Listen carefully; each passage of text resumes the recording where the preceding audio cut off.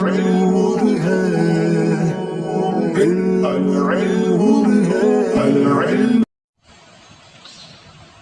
اللہ الرحمن الرحیم۔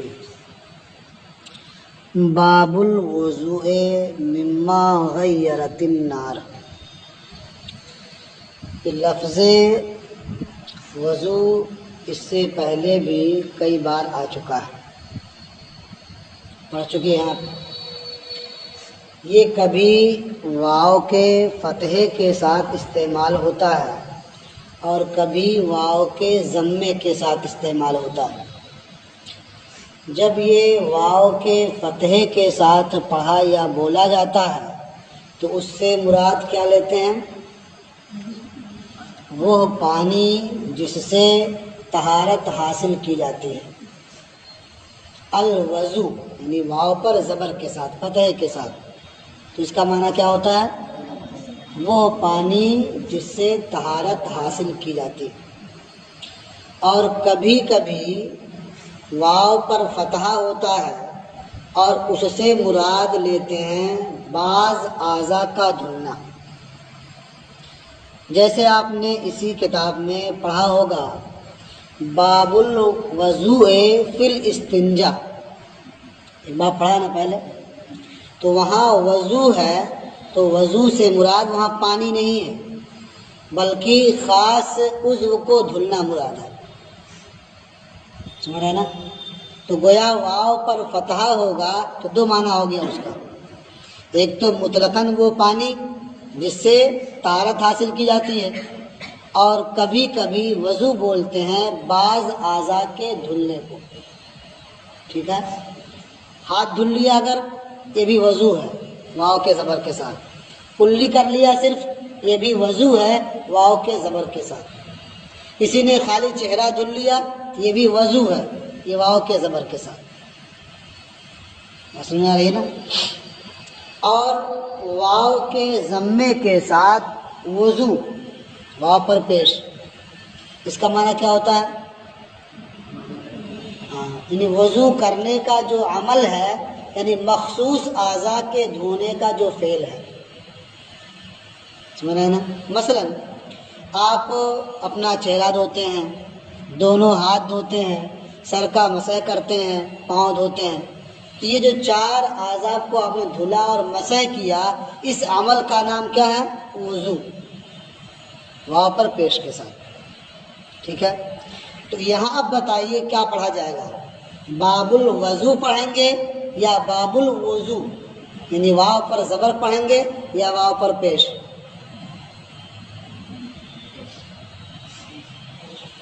ہاں، یہاں واو پر کیا پڑھا جائے گا؟ پیش۔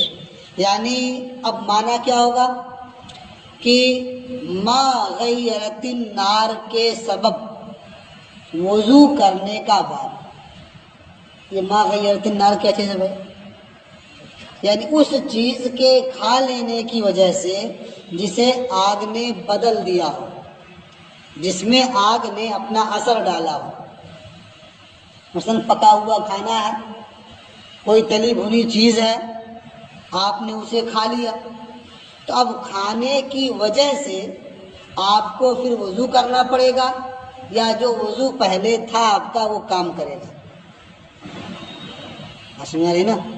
تو یہ باب کس چیز کا؟ باب الوضوء مما غیرت النار، اس چیز کے کھا لینے کے سبب وضو کا باب جسے آگ نے تبدیل کر دیا ہو، بدل دیا ہو۔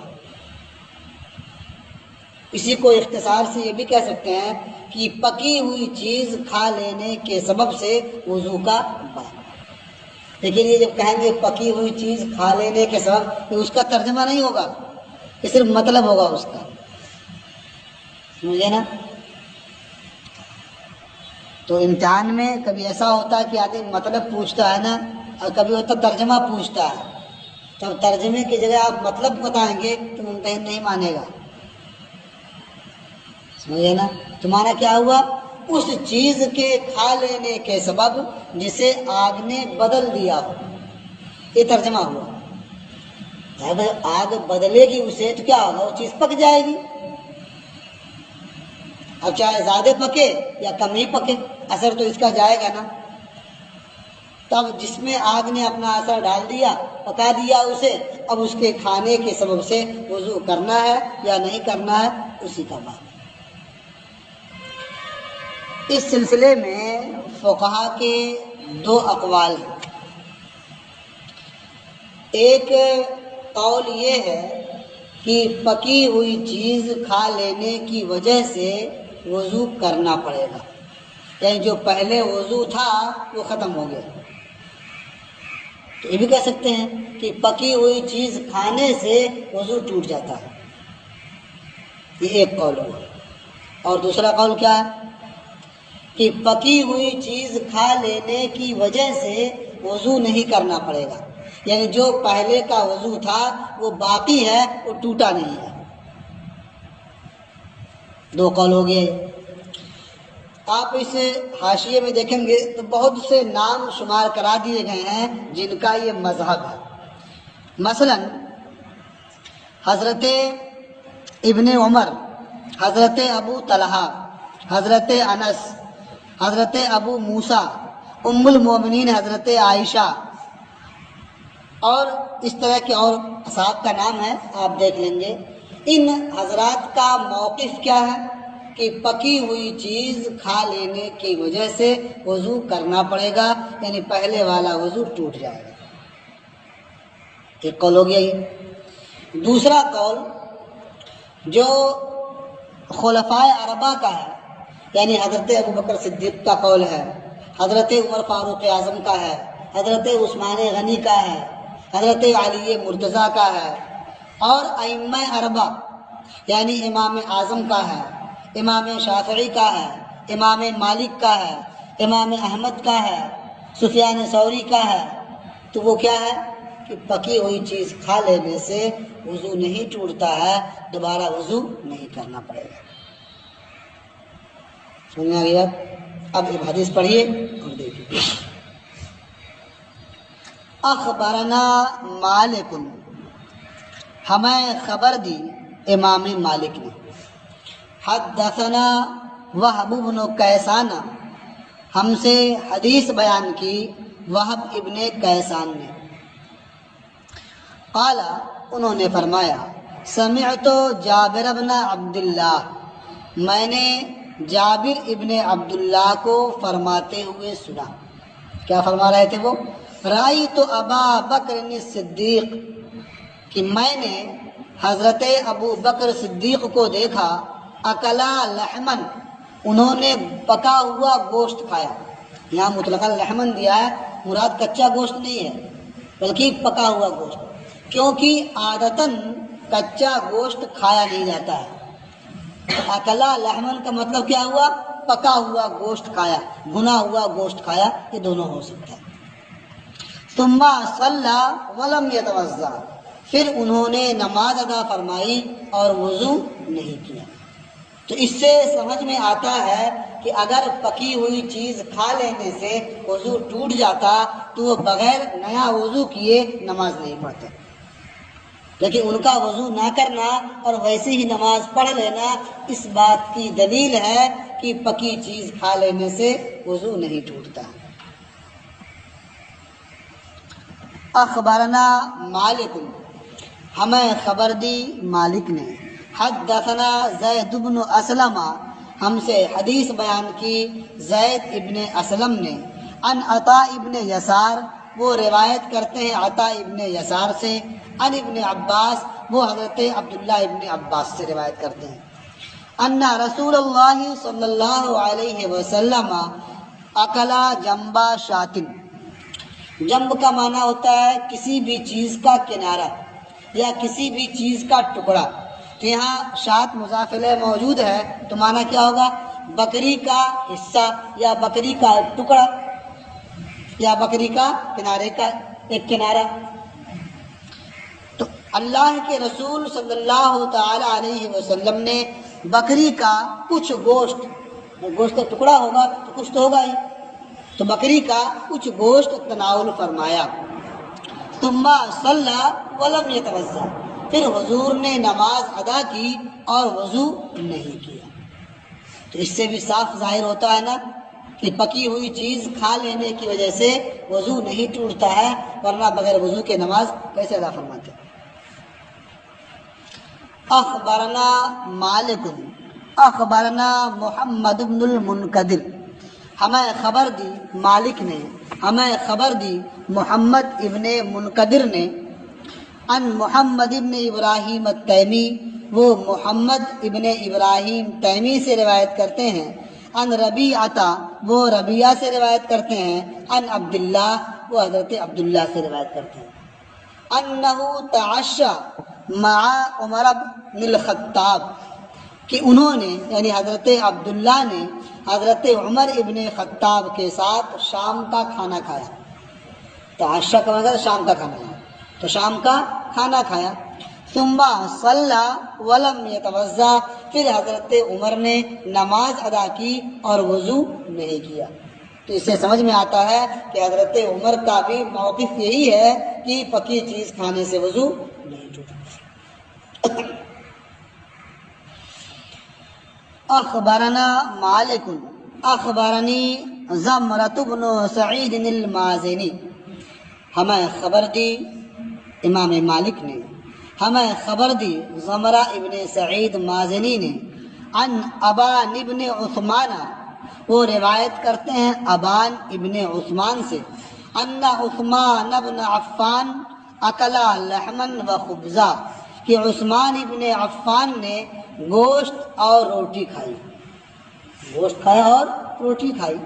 فتمزمز وغسل یدیہ، تو انہوں نے کلی کی، کھا لیا تو کلی کی اور اپنے دونوں ہاتھ دھوئے،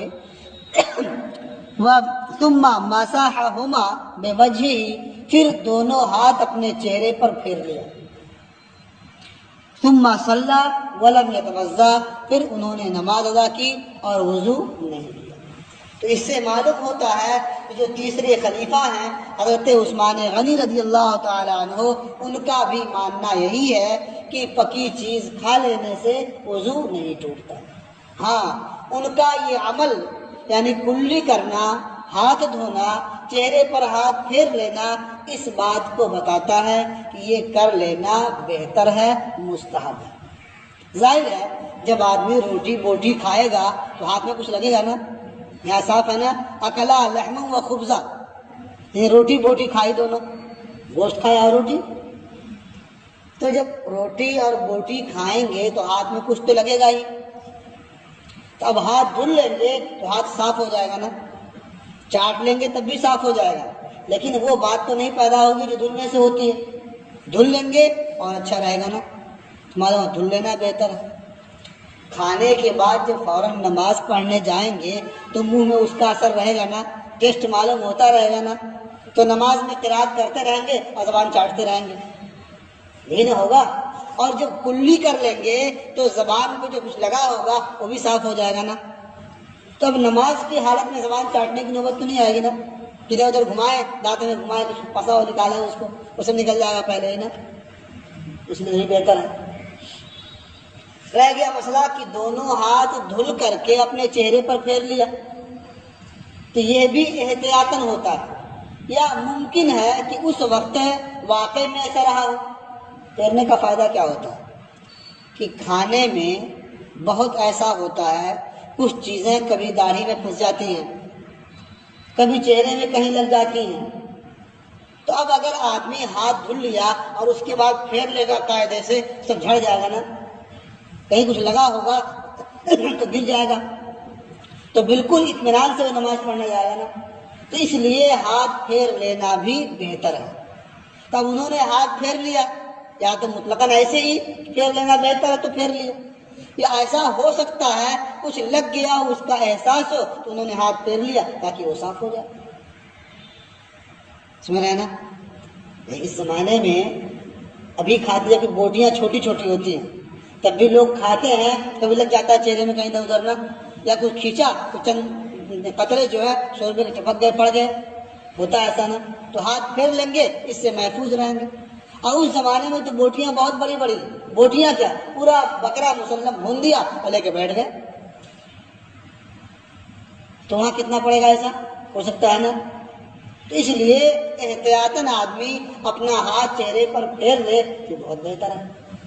لیکن اتنا تو معلوم ہوا کہ کھا لینے سے وضو نہیں ٹوٹتا.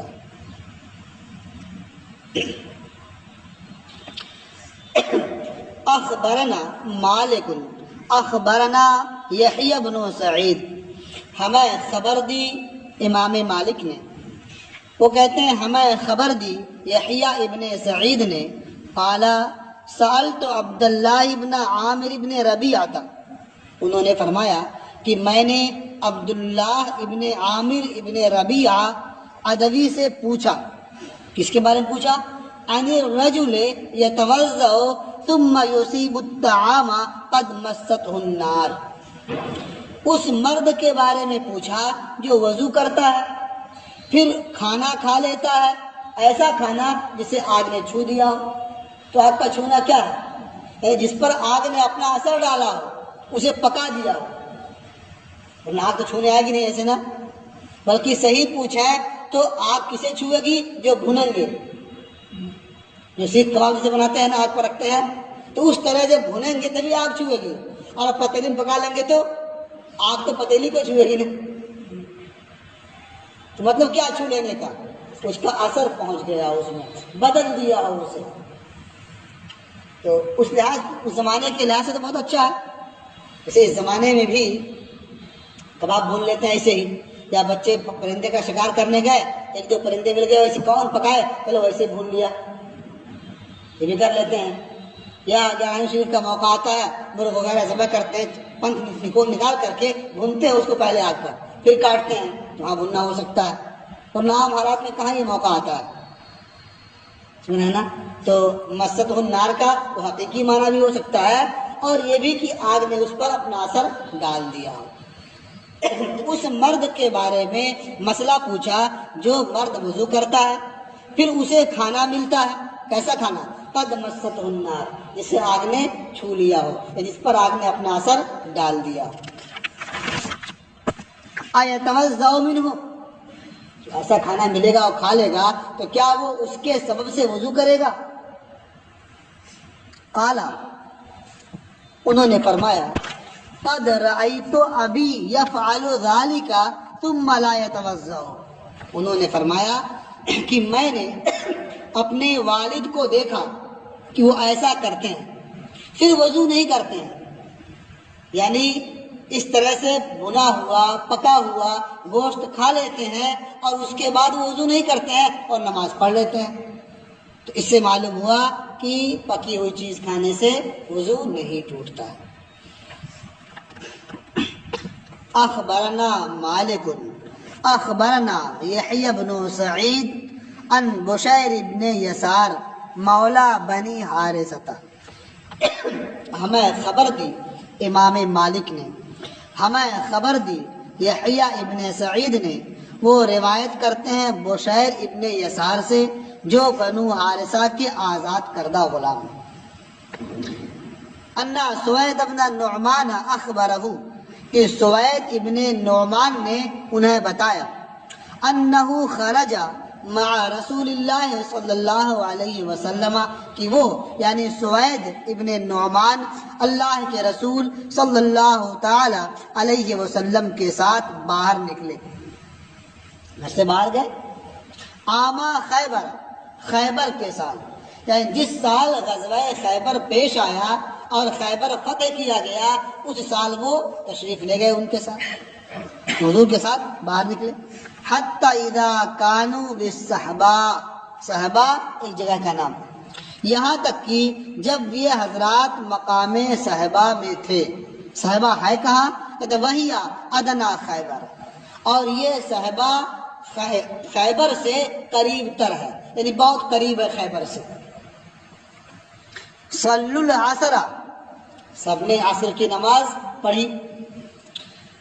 ثم دعا رسول اللہ صلی اللہ علیہ وسلم بالازواج، پھر اللہ کے رسول صلی اللہ علیہ وسلم نے توشے طلب فرمائے. ازواج یہ ذات کی جمع، ذات مانے توشہ، راستے میں کھانے پینے کے لیے آدمی جو سامان لے جاتا ہے اسے زاد کہتے ہیں، اسے توشہ کہتے ہیں، کہتے ہیں زاد سفر. توشے آپ نے منگوائے، یہ سب لوگ لا کے رکھے یہاں، یہ سب مل کر کے کھائیں۔ فلم یوتا الا بالسویق، تو صرف ستو لایا گیا، یعنی اور گویا باقی کھانے پینے کے سامان ختم ہو چکے ہوں گے، ستو بچا رہا ہوگا، ستو لایا گیا۔ ستو کیسے بنتا ہے، کس چیز کا بنتا ہے؟ گیہوں کا، جو کا۔ کیسے بنتا ہے؟ بھون، اصل یہی بتانا تھا کہ بھون دیا جاتا ہے، یعنی اس پر آگ کا اثر ہو جاتا ہے۔ جیسے آٹا ہوتا ہے گیہوں کا تو اس میں اثر نہیں ہوتا ہے، اسے پیس دیتے ہیں نا، لیکن ستو جو ہوتا ہے وہ بھون کر کے تیار کیا جاتا ہے۔ اب چاہے جو ہو یا گیہوں ہو یا دونوں ملا ہوا ہو یا بعض دوسری چیزیں بھی ملا دی گئی ہوں، اثر ہوتا ہے اس پر آگ کا۔ تو فرماتے ہیں فلم یوتا الا بالسویق، تو صرف ستو لایا گیا۔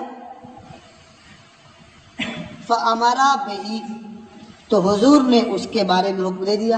کیا حکم دیں گے؟ پانی ملاؤ اس میں اور گودو اسے، کھانے کے لائق ہو جائے۔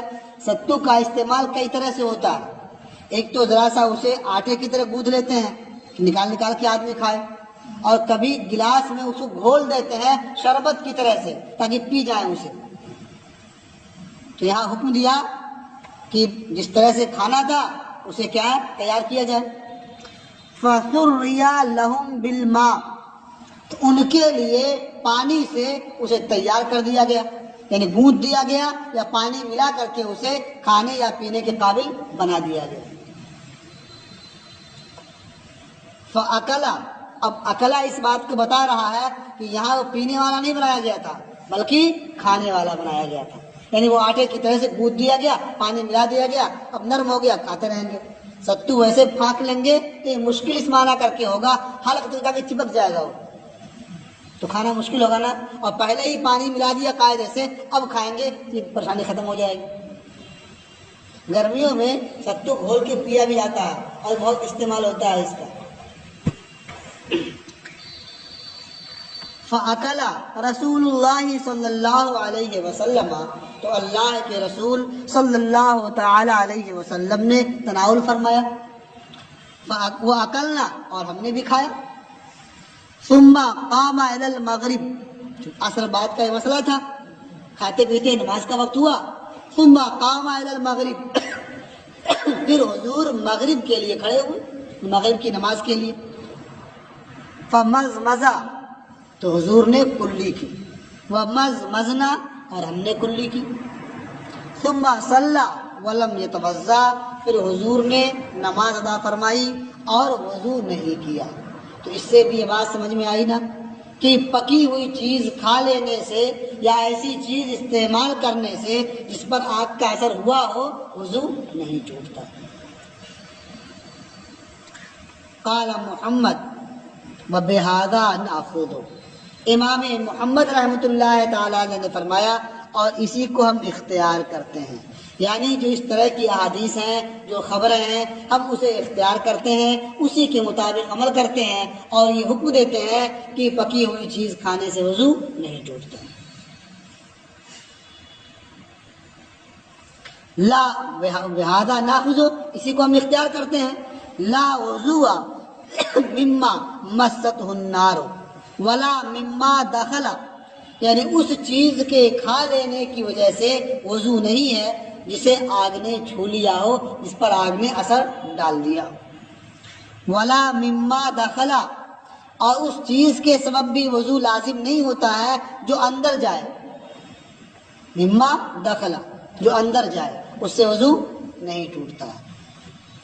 انما الوضوء مما خرج من الحدث، وضو اس سے ہوتا ہے جو حدث خارج ہو، باہر نکلے۔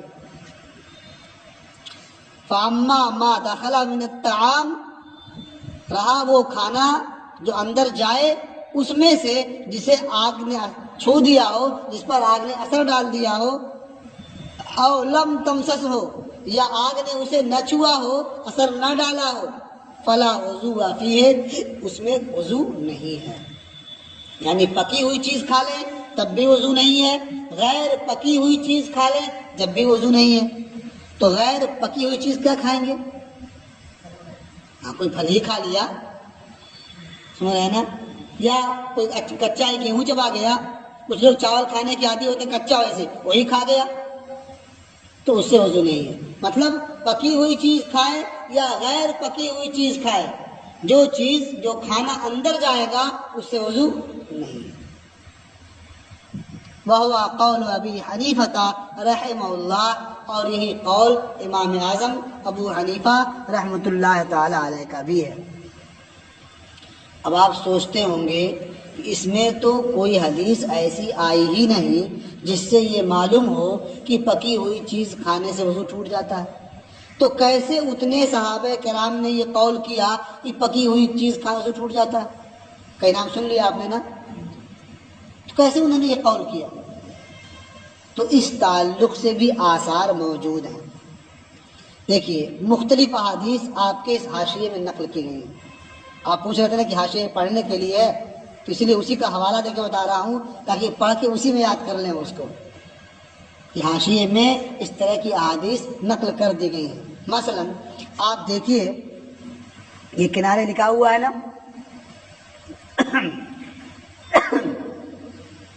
کیا ہے؟ قال رسول اللہ صلی اللہ علیہ وسلم من اکلا لحما فلیتوضا۔ دیکھنا ہے یہاں کہ اللہ کے رسول صلی اللہ تعالی علیہ وسلم نے ارشاد فرمایا کہ جس نے گوشت کھایا تو اسے وضو کرنا چاہیے، فلیتوضا، تو چاہیے کہ وہ وضو کرے۔ تو اسے کیا سمجھ میں آیا؟ گوشت کچے تو کھائیں گے نہیں، پکا ہوا کھائیں گے نا، تو گوشت کھا لیا پکایا بنا ہوا تو وضو کرنا چاہیے نا۔ کہ میں نے دکھا دیا، آپ لائن میں دیکھیں گے اور بھی احادیث آپ کو مل جائیں گے، ٹھیک ہے؟ تو چونکہ ایک جان لیا آپ نے نا، فلیتوضا، یا تو وضو کرے یا وضو کرائیں یا اسے وضو کرنا چاہیے، اس طرح کے مضمون کی حدیث آپ کو ملیں گی۔ اب آپ سوچتے ہوں گے کہ جب وہ بھی حدیث ہے تو بھائی اس پر بھی تو ہونا چاہیے، تو اس کا جواب یہ ہے کہ جن احادیث میں اس بات کا حکم ہے یا تو وہ منسوخ ہیں اور یہ احادیث ناسخ ہیں، اور جو حدیث منسوخ ہو جائے پھر اس پر عمل نہیں کیا جاتا ہے۔ منسوخ ہونے کا مطلب کیا ہوتا ہے؟ یعنی جو وہ حکم تھا اس حکم کی مدت پوری ہو گئی، اب دوسرا حکم آ گیا، اسے بدلا نہیں جاتا ہے، منسوخ میں بدلنا نہیں ہوتا ہے، بس جو حکم پہلے رہتا ہے اس کی مدت گویا بتا دی جاتی ہے کہ وہ حکم یہیں تک کے لیے تھا، اب اس کے بعد کے لیے یہ حکم ہے، سمجھا نا؟ تو اس قسم کی احادیث منسوخ ہے، اور جس میں کہا گیا کہ وضو نہیں کیا اور نماز پڑھ لی یہ ناسخ ہے، سمجھا نا؟ اچھا، اور ایک دوسرا جواب یہ بھی ہے کہ جہاں بھی اس قسم کا کلمہ وارد فلیتوضا یا اس طرح کا کلمہ وارد ہے تو وہاں مراد کیا؟ وضو مراد نہیں ہے، وہاں مراد کیا؟ وضو، یعنی واو کے زبر والا،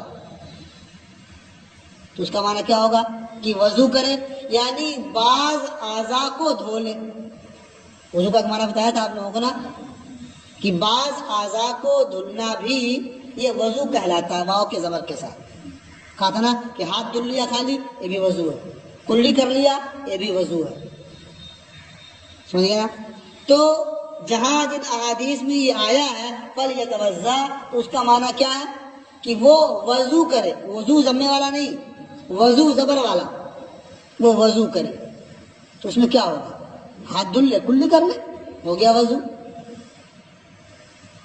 سمجھے نا؟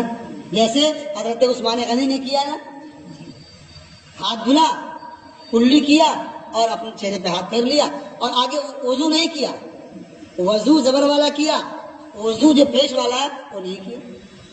یا ابھی آپ نے یہاں پڑھ لیا نا، ستو کھایا سب نے اور کلی کی اور نماز پڑھ لیا، تو کلی کی تو ہو گیا نا وضو، تب دونوں میں کوئی تعارض رہے گا؟ کوئی تعارض نہیں، دونوں پر عمل ہو جائے گا نا، یعنی وضو کر بھی لیا اور وضو نہیں بھی کیا، سمجھے نا؟ یہ ہے آج کا آپ کا